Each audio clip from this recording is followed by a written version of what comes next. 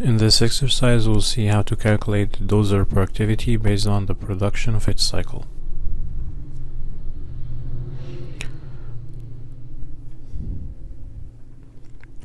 We are given the blade width, its height, the dosing length, the pushing speed, the service grade G percentage, the dozer weight W uppercase, and the rolling resistance rate triple R. We are given here the performance drawbar pull chart of the dozer.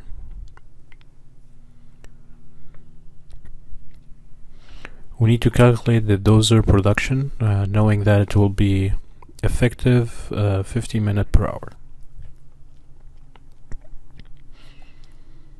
The dozer cycle production equals its blade load that's pushed during its cycle time. The cycle time includes the push, return, and maneuvering.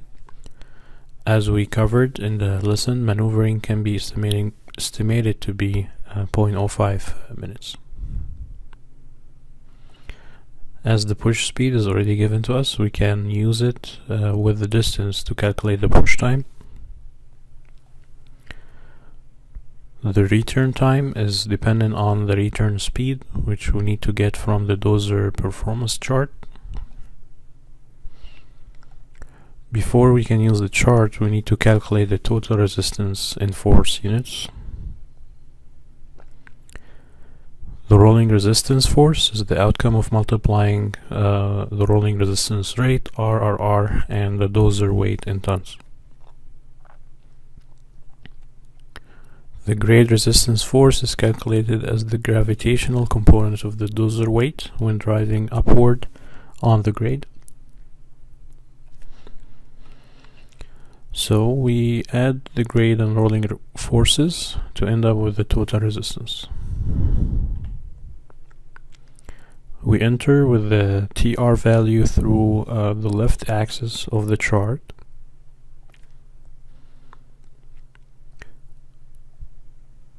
We see we intersect with all gear curves, but it makes sense to go with the third gear to operate the dozer at the highest possible speed of 4.6 miles per hour. We then calculate the return time similar to the push speed. We add all these step times now to end up with the total cycle time.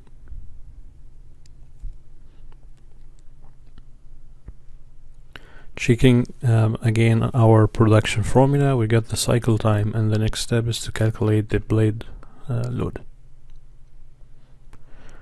Using this empirical formula, we calculate the blade load using its width and height dimensions.